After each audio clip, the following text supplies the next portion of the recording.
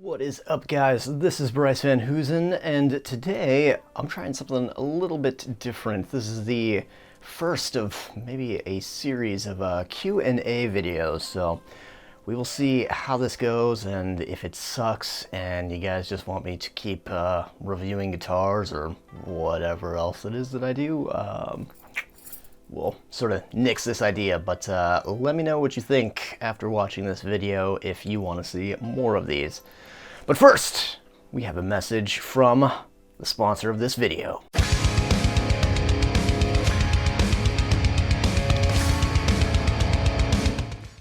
Have you ever wanted to drink your own urine? What am I saying? Of course you have.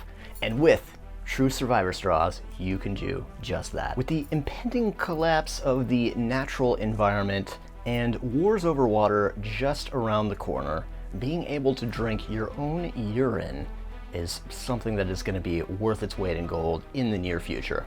And I'm excited to pair with True Survivor straws, which offer a 16-layer carbon filter technological device. I don't even know how this works, but it lets you drink your own pee, right? Why should you just piss that stuff out and wait for it to evaporate into a cloud and then come down as water? Nobody has time for that, right? Especially if you are dying of thirst. So make use of your body's most natural resource immediately. Let's demonstrate. So what you want to do is take some pee and, okay. I'm making pee. Oh, yeah. There we go. All right, and now we have our pee. So we stick the straw into the pee, and we're gonna drink.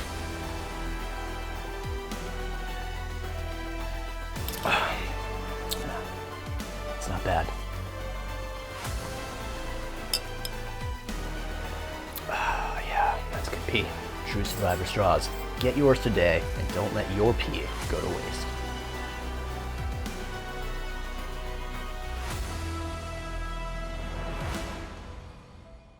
All right, definitely some interesting stuff going on there. First question. How do you balance your family life with your professional life and your music life? This is an interesting question, and one that I kind of had to think a little bit about. And sort of the best advice, at least for me personally, I think that I have to kind of decide and sort of pay attention to what's most important, right? So obviously I can't do everything as far as music goes. I would love to come up with a YouTube video every day, or a Instagram guitar shred video every day, as well as, you know, write music and produce music and release music and that sort of thing. But combined with, you know, obviously spending time with my wife and working, all of that kind of stuff, it's not really possible. So for me, I sort of have to remind myself, I guess, of what is most important. Obviously, family time is important, gotta work and pay the bills and that sort of thing. As far as music goes, I mean, you can really, and we've sort of seen this lately, where mental health, I think, as far as musicians go, has kind of been thrust back into the spotlight with Mateus taking some time away from social media and things like that. So I think you really have to sort of decide what is most important, whether you want your social media presence to be kind of the most important, or you want to actually work on producing and writing and releasing music. And for me, it's of course the latter. I always have seen social media as sort of, it's kind of like a side effect, I guess, of being a musician. You sort of have to do it. So it comes secondary for me, but it takes a lot of time to put together and play on those, you know, 15-second to 30-second videos. And there's a lot that's sort of pushing you to kind of repeat doing sort of the same things, which is not the case necessarily with writing and making music. I mean, of course, if you're putting together an album or a collection of songs, whatever, you don't want every song to sound the same, right? I mean, some people do, and that works, but that's not necessarily what I'm interested in. But for social media, of course, the more notes you play, the more of a reaction you're going to get from people either saying like, hey, I love it, that's impressive, or I hate it, why don't you play like, Stevie Ray Vaughan or some blues crap, whatever. Love Stevie Ray Vaughan, no digs there, just kind of the general attitude of some people. So you're rewarded for sort of releasing the same kind of thing over and over and over again, and that's not super interesting to me. So social media has always been something that kind of comes second from being in bands and recording and touring and that sort of thing. So I think that the family stuff and work life, that obviously all has to be done for just general health of somebody's life, more or less. But music, you can kind of pick and choose and focus on what is most important and then sort of fill in the gaps, if that makes sense. What got you into metal? When I was in high school, I got into punk rock pretty seriously, probably about the time that I was maybe like 14 or 15. I think before that, I might have owned 3 CDs in total. They were maybe like some new metal, something like Limp Bizkit, I think, was something that I would listen to a lot back then. But once I turned 15, I got super into punk rock. And from there, I think things just sort of got progressively heavier and heavier, but definitely sort of staying within that punk rock kind of framework, kind of mindset, I guess. So then I got a hold of the Slayer album, Undisputed Attitude, which had a bunch of covers of various punk songs done by Slayer, which I thought was cool. And from there, I went and I picked up Rain and Blood, and that was kind of what completely changed it for me. Up until that time, I had heard things like, things that I love now, like obviously all the 80s hair metal stuff that was on the radio, but like Ozzy and Iron Maiden and that sort of stuff. And it didn't really stick with me. I mean, you're listening to pretty aggressive and fast sort of punk rock, and then you're listening to a slower Ozzy song, which is great, but it doesn't quite scratch the same itch. So definitely going through the thrash route of things and then kind of circling back and rediscovering, I guess, sort of the Ozzy stuff and the more hair metal and things like that. So yeah, it's been kind of a journey, and I don't feel like I've ever been sort of stuck in just one kind of interest in metal. I usually kind of try to switch it up and find different things that I think are cool. So with so many different subgenres, of course, it's one thing that you can sort of get lost in. So I started with punk rock, and then via Slayer, kind of got to where I am now. What was the most difficult struggle you faced as a player? Technique and personal? So there's 2 parts of this question, right? Technique side and then personally. So I'm going to talk about guitar first because that's a little bit easier for me to talk about. Probably my most annoying thing on guitar, I would say, is probably phrasing and just overall sort of being, I guess, creative. There's so many options, there's so many things that you can do. It's easy to sort of fall back and play kind of the same licks. For me, at least, once I kind of play something and I use it in a song or a solo or whatever, I don't really want to use it again. So that leads me to kind of trying to find and learn different licks and then being able to apply them to songs and solos and things like that. I think that is kind of a constant struggle. Of course, we can get bogged down in kind of technique stuff like, oh, sweep picking's hard, or, whatever. But really the creative part is the thing that I sort of spend the most time thinking about, because once you get the technical stuff down, you still have to work on it, but it doesn't go away. It's kind of like riding a bike, right? And then of course, things that are overlooked by a lot of people, bends and vibrato. Those are things that I think about and have thought a lot more about than I did maybe when I initially started and was like, oh, I want to play like Yngwie or whatever. And those are the things where you could sort of play some absolute crap on guitar and then end it with a really tasteful bend and some nice vibrato, and everybody's gonna think that's amazing. Whereas on the converse, right? Converse? Yes, that's a word. The converse of that is if you play some 16th note triplet run at 166 BPMs and you do it perfectly, and then you hit the final note and it's like, it's gonna fall flat. Nobody's into that. Number one thing, creativity, and then bends and vibrato. Always a little bit tricky. Personally, probably the hardest thing to overcome, I guess, of course, mental health obviously being a big thing that's sort of a lot of musicians struggle with. For me, I think it was drinking and that sort of thing. I've always had a bit of anxiety, whether it's social anxiety or just kind of worrying or, getting up on stage and just feeling weird or whatever. So alcohol was something that I definitely fell back on to kind of normalize myself and to take a little bit of that anxious edge away.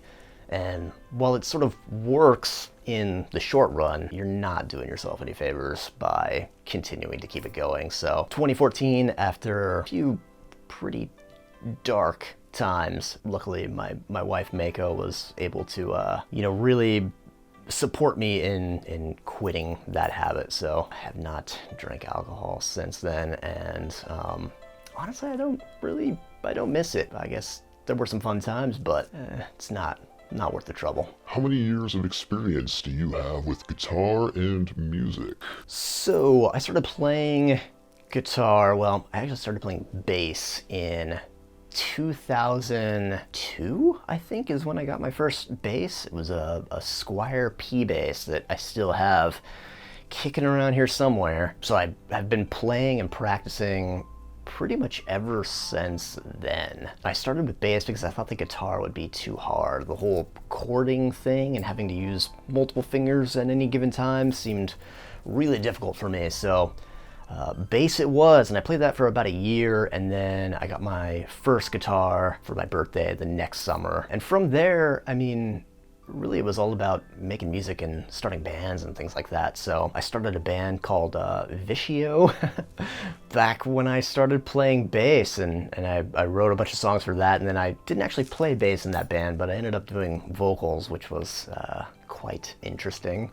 We played a couple shows, and yeah, that was that. Then I started playing guitar and started getting into guitar really seriously. And then from there, I went through probably about 4 years of lessons, in-person lessons, not just learning online. And I think that is something that probably helped me a lot. From there, in college, I studied audio recording, as well as just kind of some general basic music theory kind of stuff. But really spending time in bands and playing with other people is where I have learned the most, to be quite honest. You're not really going to get the full band experience unless you're sitting in a van with a bunch of guys for a number of weeks, traveling across the country and playing a show every night. That will definitely kind of elevate your chops and get you a little bit better at playing the instrument. So, and of course, just writing music with people and that whole thing, that's definitely kind of where I have learned the most. So how can a 40-year-old with 28 years of guitar experience learn sweep picking? Sweep picking was difficult. That was hard. It took me, I think, almost like 8 years or something to get really comfortable with that. I would say, there are some great books out there. I recommend all of the Chris Brooks books. He's got a bunch of stuff about arpeggios and sweep picking and all of that kind of stuff. He's sort of a modern day master of teaching that sort of style from his written material, and it's really good. I started, I think, working with some of his stuff probably back in like 2017, and I've seen a massive improvement in my own abilities. And then if there's sort of a barrier where, at least judging from my own experience, it was really hard for me to kind of learn the physical sort of part of it just on my own. I wasn't sure if I was doing it right. It felt weird. Is it supposed to feel like this? You do it, it doesn't feel very natural, right? So if that's the case for you, like it was with me, private lessons with somebody is something that really elevated my ability to understand, not only sweep picking, but a lot of other stuff on guitar, such as, music theory, modes, that sort of thing. I don't think that I would be where I am now, comprehension and technique-wise, if it wasn't for laying that framework, that base for which to build everything on. So if there's no shame in, no matter how old you are, getting some lessons, no matter how long you've played, you can always go back to the drawing board and learn something. I think that's the coolest thing about guitar is, you can never master it. And though you might master one style of playing, there are still endless miles of roads for you to travel down and things for you to learn. So it's really kind of a never-ending sort of quest for the ultimate guitar abilities, I guess, if you will. Other people have been down those roads, and utilizing them and learning from them is something that I think everybody should take advantage of. Any tips for muting natural harmonics for arpeggios like C major on the 12th fret area? So I think what you want to do is you want to just make sure that whenever you're muting, you've got your hand really kind of down here on the bridge, just kind of, you know, making that sort of sound. And to keep everything nice and muted whenever you're doing these arpeggios,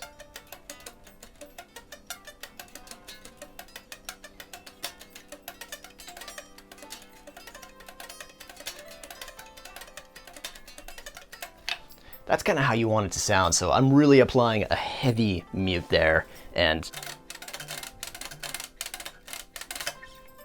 I don't think you're able to hear any sort of harmonics or anything like that. So it probably has to do with muting. You know, maybe you're sort of hitting the note kind of right at the 12th fret. You want to make sure that we're a little bit away from, you know, not doing that sort of thing, which happens when you're right above the fret, but making sure you're past it, as well as a heavy mute. So if anything's ringing out for a substantial amount of time, then I would say just kind of readjust your palm and make sure that that's kind of the overall sound that you're getting. So I hope that that helps. All right, guys, so that is it for this episode of Question and Answers. If you have a question, leave it down below in the comments, or send it to me on Instagram. If you're not following me on Instagram, then you should, obviously. B Van Hoosen, reach out to me there. Yeah, let me know if you enjoyed this, and I'll do more of these. All right, this has been Bryce Van Hoosen. I will see you next time.